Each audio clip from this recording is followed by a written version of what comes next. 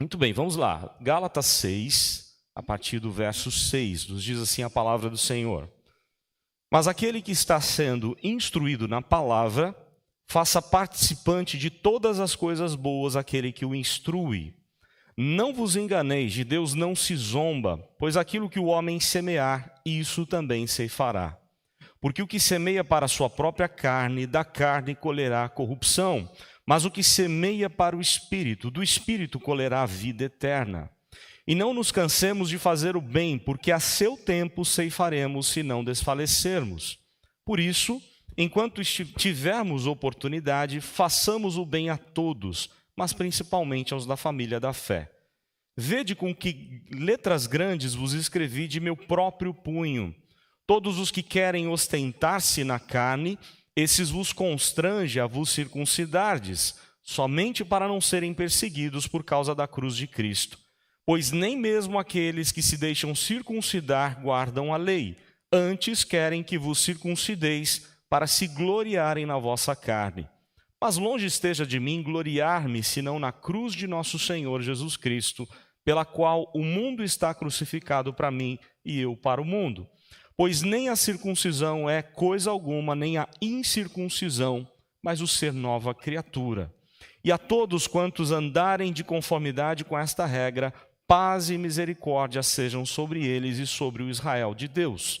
Quanto ao mais, ninguém me moleste, porque eu trago no corpo as marcas de Cristo. A graça de nosso Senhor Jesus Cristo seja, irmãos, com o vosso espírito. Amém. Vamos orar mais uma vez. Muito obrigado, Deus, pelo privilégio de estudarmos mais um livro da Tua Palavra e o quanto o Senhor fala ao nosso coração. Ela é sempre viva, atual, eficaz, ela é penetrante, transformando a nossa vida. Louvado seja o Teu nome, ó Deus, porque sabemos que o estudo, os livros que temos por aí, eles podem até mesmo nos informar, educar, mas somente a Tua Palavra que transforma a nossa vida. Louvado seja o Teu nome por esse instrumento tão maravilhoso, tão precioso que temos em nossas mãos e que o Teu Santo Espírito tem dado a cada um de nós, crentes no Senhor, a capacidade de entender a Tua Palavra e de aplicá-la assim na nossa vida, no nosso dia a dia. Ajude-nos nesse momento, ó Deus, ilumine a nossa mente para entender o Teu recado no finalzinho dessa carta de Paulo aos Gálatas. Oramos em nome do Senhor Jesus. Amém. Paulo, ele sempre ao escrever as suas cartas, ele trabalha primeiro doutrinas, depois ele termina essa doutrina com a prática, porque as coisas caminham juntas. Toda teologia leva a uma vida prática.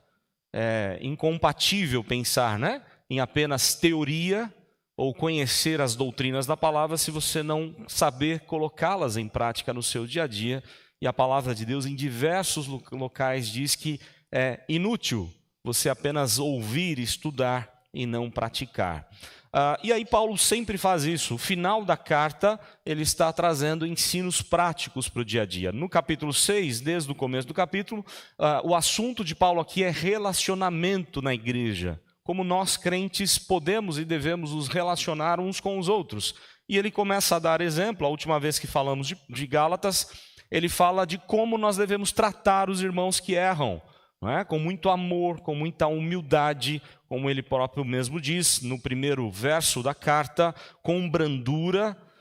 Devemos viver assim, cuidando uns dos outros, levando as cargas uns dos outros. Ele fala sobre a nossa responsabilidade de cumprir o nosso papel no corpo de Cristo, sendo responsável diante de Deus. Então, isso até o verso de número 5.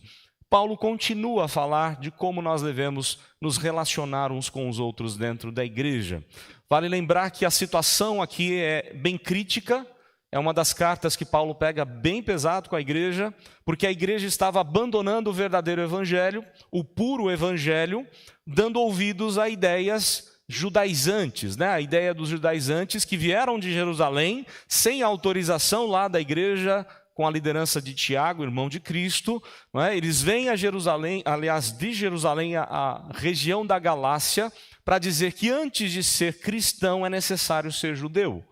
E aí Paulo fica indignado com isso. Paulo até mesmo está indignado com o apóstolo Pedro, e nós já vimos esse texto lá no começo, o relacionamento entre Paulo e a igreja, entre Paulo e até mesmo o apóstolo Pedro, ficou prejudicado em um certo momento, porque Pedro deu atenção a esses judaizantes. Então a situação era bastante crítica. Paulo resolve escrever a carta para explicar melhor e mostrar a importância do puro evangelho, somente o evangelho de Cristo, somente a capacitação de Cristo, a intercessão dele, a mediação dele. Ou seja, evangelho não é o nosso desempenho, mas sim o desempenho de Cristo morrendo na cruz no nosso lugar. E Paulo agora vai falar de outros relacionamentos dentro da igreja. O verso de número 6 é o relacionamento entre pastor e ovelha. Pastor, aquele que ensina, e aquele que aprende, a ovelha, né? Os irmãos em Cristo. Vejam lá o que Paulo diz no verso 6. Mas aquele que está sendo instruído na palavra, faça participante de todas as coisas boas aquele que o instrui. O verbo instruir aqui, a palavra instruir é catecúmenos, literalmente. É de onde nós tiramos a nossa classe de catecúmenos. Não é? O que é isso? Uma palavra estranha. Catecúmenos é ensino, instrução. Por isso nós temos uma classe específica para instruir novos crentes, pessoas que estão chegando, tá? E aqui é tirada desse texto, né? Desse e de outros textos da palavra do Senhor. O texto diz assim: aquele que está sendo instruído na palavra, faça participante de todas as coisas boas aquele que o instrui. Vejam só, a tarefa do pastor, daquele que ensina, que é o presbítero docente, ele deve ensinar a palavra de Deus. Ele não ensina a sua própria vontade, ele não usa o púlpito para atacar as pessoas, mas sim ele prega, e nem para agradar as pessoas, porque quem faz isso usando a palavra é o político, né? O pastor não, ele não está preocupado em agradar pessoas, senão ser fiel à palavra de Deus. Essa é a função do pregador, do ministro do evangelho, e que o próprio João Calvino disse claramente que é a função principal do pastor. O pastor é aquele que ensina, e ele vai fazer isso usando o púlpito, vai fazer isso nas visitas, atendimentos, aconselhamentos, aulas. Em todo o tempo, a ferramenta de trabalho do pastor é a palavra de Deus, é a instrução ao povo de Deus conforme as Escrituras Sagradas. Aliás, o nosso sistema presbiteriano, quem toma decisões pela igreja não é o pastor, são os presbíteros regentes, os que administram. E o pastor apenas procura instruir o conselho com os princípios da palavra de Deus. É essa a ideia que Paulo está dizendo. O pastor é dotado de dons, habilidades, capacidades, vai para um seminário estudar 4 ou 5 anos para se preparar e ser um pregador do evangelho de Cristo. Assim é a função do ministro do evangelho. Mas o texto mostra que há a função da igreja abençoando o ministro também, cuidando do ministro do evangelho. Então olha só, o texto diz: aquele que está sendo instruído, recebendo o ensino na palavra, ele deve participar de todas as coisas boas aquele que o instrui. Então o pastor é aquele que é abençoado pelo ministério da igreja, pelo cuidado da igreja. E nós somos muito gratos, né? Quando ouvimos irmãos dizendo: pastor, estamos orando pelo senhor. Olha que bênção. Que maravilha, né? Saber que estamos na linha de frente da pregação da palavra, mas na certeza de que há irmãos e irmãs que se colocam diante de Deus em oração por nós. Vale lembrar que Charles Spurgeon, considerado o príncipe dos pregadores, um dia foi perguntado qual o segredo de sermões tão relevantes, tão impactantes para a sociedade. E ele diz: enquanto eu prego, há irmãs na minha igreja que estão em clamor, em oração pela minha vida, pela pregação, pelas pessoas que vão ouvir a palavra naquele dia. Então, nós temos uma troca de dons, de habilidades, de capacidades, onde a igreja abençoa o pastor com oração, abençoa o pastor acolhendo a família do pastor, né, recebendo bem os familiares do pastor. E também aqui, segundo Calvino, Lutero e todos os outros reformadores, a ideia é também sustentando a vida do pastor, de ministros, de evangelistas, de missionários. Não é? O texto diz claramente, aliás, no sistema reformado ou presbiteriano, a maioria dos pastores não trabalham fora, não tem um trabalho secular, justamente para focar no trabalho da igreja, para não se preocupar com as coisas do dia a dia, e sim ter tranquilidade de preparar um sermão e de assim cuidar da vida da igreja. Aliás, segundo o pastor Hernandes Dias Lopes, para ser um bom pregador e preparar um bom sermão, precisa estudar no mínimo 16 horas só para esse sermão.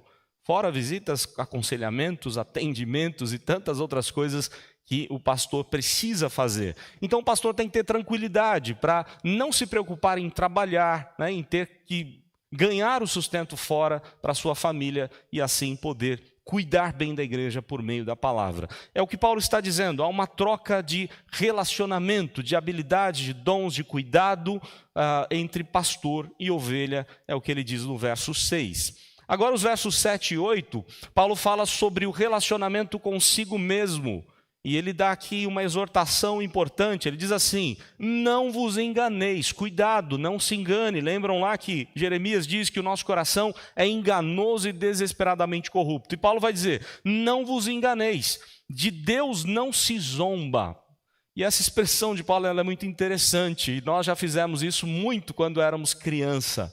Criança, quando briga com a outra, o que ela faz? Ela despreza mostrando a língua, não é? Ela despreza a outra criança, ela mostra a língua para outra criança. Quanto nós já fizemos isso quando éramos criança, né? Numa brincadeira ou até mesmo numa briga, numa discussão, a gente ou torcia o nariz, que é a ideia da expressão, ou mostrava a língua para alguém, para as crianças, para os nossos amiguinhos. A ideia é essa: quantas vezes nós fazemos isso com Deus? Quantas vezes nós desprezamos a vontade de Deus, nós mostramos a língua para Deus, não querendo saber da vontade dele ou que ele se intrometa na nossa vida. E Paulo vai dizer que é impossível você agir dessa forma e não receber uma correção diante de Deus. Se é filho de Deus, será corrigido, será disciplinado, como a carta aos Hebreus deixa claro, Deus disciplina o filho a quem ama. E aí o texto diz isso: não vos enganeis, de Deus não se zomba, pois aquilo que o homem semear, isso também ceifará. Ele trabalha a ideia do ensinamento de Cristo, não é? Tudo aquilo que você planta, você vai colher. Se você plantar relacionamento com Deus, você vai ter bênçãos da parte de Deus. Mas se você de repente desprezar Deus na sua vida, aliás, de novo citando o Hernandes, não é? Se você passar a vida inteira desprezando Deus, sua oração será atendida, você passará a eternidade sem Ele. Então, não zombe de Deus, porque tem consequências. Deus não é aquele como está sendo vendido, né? Nas pregações aí de pregadores que não pregam a verdade do Evangelho. Cristo já morreu na cruz, você pode viver do jeito que você quiser na sua vida, que Deus não vai interferir na sua vida. Você pode pecar à vontade. Paulo já havia dito isso aos romanos. Se a graça superabundou o pecado, eu vou pecar à vontade? De modo nenhum, de forma alguma, eu vou viver livre do pecado, pois não mais sou escravo dele. Então Paulo vai dizer aqui: não se engane, não zombe de Deus, porque o que você semear na sua vida, você vai colher. Verso 8 ainda, relacionamento consigo mesmo. Porque o que semeia para a sua própria carne, da carne colherá corrupção. Mas o que semeia para o Espírito, do Espírito colherá vida. Olha só, se você semear as coisas da carne, as coisas da sua própria natureza depravada, pecaminosa, da nossa natureza má, voltada para o mal, se nós cultivarmos na nossa vida as coisas que não são as coisas de Deus, o resultado é morte. A palavra corrupção usada aqui por Paulo significa um corpo apodrecido num túmulo. Olha só, você quer experimentar morte? Então zombe de Deus, busque satisfazer os prazeres da sua vida, da sua carne, despreze a vontade de Deus e você vai experimentar a morte, como Paulo já havia dito lá no capítulo 5, tratando das obras da carne e do fruto do Espírito. Mas o que semeia para o Espírito, para as coisas de Deus, vai colher vida, vida abundante, vida eterna, e é isso que o texto vai mostrar para nós. Primeiro relacionamento, no verso 6, relacionamento entre pastor e ovelha. Segundo relacionamento entre cada um e Deus, não é? Qual o nosso relacionamento aí com Deus? Terceiro, versos 9 e 10, relacionamento entre irmãos. Olha só, o texto diz assim: e não nos cansemos de fazer o bem, porque a seu tempo ceifaremos, se não desfalecermos. Por isso, enquanto tivermos oportunidade, façamos o bem a todos, mas principalmente aos da família da fé. Cuidado um do outro. Zelo pela vida uns dos outros, pela vida dos irmãos, a começar da vida dos irmãos. Não é você querer saber da vida dos irmãos para fofoca, para falar mal dos irmãos. Não, é para você cuidar, saber se realmente está tudo bem, se você pode ser um canal de bênção na vida desse irmão, dessa irmã. Não é? Paulo vai dizer, olha, a começar da família da fé, daqueles que são crentes, nós devemos cuidar uns dos outros. Claro, o cuidado pode se estender aos de fora, mas aí com muito cuidado. Igreja não é assistencialismo. A tarefa do assistencialismo cabe ao papel do governo. A igreja pode ajudar nessa tarefa, mas ela não tem a responsabilidade de ser assistencialista. Vou dar um exemplo. Tem várias pessoas que acessam o nosso Facebook, YouTube, Instagram e pedem ajuda o tempo todo. Assim como nós vemos várias pessoas no farol dizendo lá, com aquele placar, né? Fome dói e coisas assim. E aí a gente fica sem saber como agir. E o que eu tenho dito a essas pessoas que entram em contato conosco é, a gente até muitas vezes ajuda, mas na próxima a gente avisa, procure uma igreja, se filie a uma igreja, seja membro de uma igreja, porque você vai ter o pastor para cuidar de você, a junta diaconal para cuidar de você, irmãos que podem te acolher no momento da dificuldade. Aí a pessoa quer? Claro que não. Ela não quer se filiar à igreja, ela quer pedir. E aí, sinto muito, né? A igreja não foi feita para assistencialismo, aí você pode procurar a prefeitura, o governo, o assistente social da prefeitura, porque não é o nosso papel ser assistencialista. Nós estamos aqui, sim, para abençoar outras pessoas de acordo com a necessidade. Então surgiu lá uma crise, como já tivemos, enchente no bairro, as crises diversas que nós já tivemos. Nós podemos ajudar pessoas de fora, devemos, por amor a Cristo, né, ou como Cristo nos ensinou, mas primeiros da família da fé. É o que Paulo está dizendo. Cuide primeiro dos seus, da família da fé. Depois, assim que for possível, também cuide dos de fora. Então, o texto diz assim, nós temos relacionamento entre pastor e ovelhas, nós temos relacionamento entre nós e Deus, temos relacionamento entre irmãos, e agora, versos 11 a 13, relacionamento com os falsos mestres, com falsas profecias na vida da igreja, que é o ponto aqui de Paulo com os judeus. Paulo está indignado com os judaizantes, ele vai voltar a esse assunto, mas vejam só, Paulo está tão indignado com isso que agora ele mesmo vai pegar a pena, a caneta e vai escrever. Até então, o que o texto mostra, dá a entender que Paulo ditava para um escriba. Havia, naquele tempo, escribas profissionais da escrita. E Paulo muitas vezes usava esse serviço a várias cartas que não foram escritas pela mão de Paulo, mas Paulo ia ditando e o escriba ia escrevendo. E parece que é o que Paulo fez aqui também. Mas a partir do verso 11, ele pega a caneta do escriba para mostrar, agora eu mesmo estou escrevendo. Porque o que eu quero dizer a vocês é muito importante, é algo de intimidade de Paulo com a igreja, e ele diz assim, veja com que grandes letras vos escrevo do meu próprio punho. Por que grande? Alguns cogitam a ideia de que Paulo tinha problemas na visão, não é? Desde o tempo da sua conversão, e por isso ele escreve com letras grandes, daí o motivo dele sempre querer um escriba para ajudá-lo. Mas agora, ele mesmo quer escrever o final da carta com seu próprio punho. E aí o verso 12, ele vai dizer assim o porquê, qual deve ser a nossa relação com os falsos profetas, com muito cuidado, com muita atenção, porque ele diz assim, todos os que querem ostentar-se na carne, esses vos constrange a vos circuncidar, somente para não serem perseguidos por causa da cruz de Cristo. As pessoas estão vivendo na ostentação, achando que podem realizar a vontade de Deus através das obras. E Paulo vai, durante toda a carta, mostrar que isso não é possível. A única obra, o único sacrifício agradável, aceitável a Deus foi feito na cruz. Nós precisamos nos vangloriar da cruz de Cristo, da obra que Ele fez, não da nossa obra, não do nosso jeito de agir, mas sim do nosso representante, que é o Senhor Jesus. E aí o verso 13, ele diz, pois nem mesmo aqueles que se deixam circuncidar guardam a lei, antes querem que vos circuncideis para se gloriarem na vossa carne. Ou seja, esses judaizantes, Paulo está dizendo, nem eles conseguem cumprir a lei de Deus. Eles estão enganando vocês. Né? Para quê? Para colocar jugo pesado sobre a vida de vocês, para que vocês possam se vangloriar na carne. E isso não é possível.